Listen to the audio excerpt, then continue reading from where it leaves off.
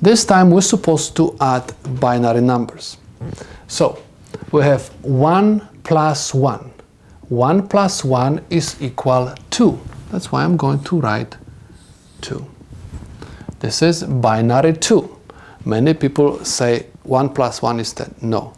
1 plus 1 is always 2. This is binary 2. Remember, binary 2 looks like this. 1, 0. We're supposed to add the weights which are above 1s. We have just 1, 1. That's why I have to just look at 2. This is binary 2. Okay, this is my binary 2. Next problem. 1 plus 1 plus 1 is equal 3.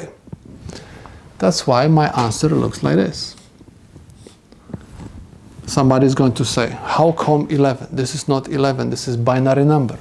The weights over these two bits are 1 and 2.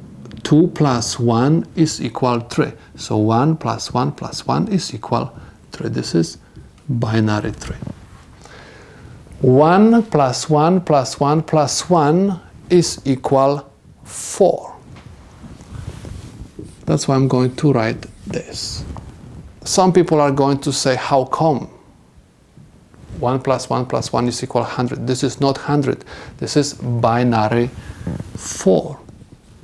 If you want to convert this to the decimal number, you're supposed to simply write the weights of each bit. And this is going to be 1, 2, 4. Remember, we always pay attention to the weights which are above 1s. And I have just 1 1 in this problem. That's why I'm going to look only at 4. That's why 1 plus 1 plus 1 plus 1 is equal 4. So these are the solutions to my problems.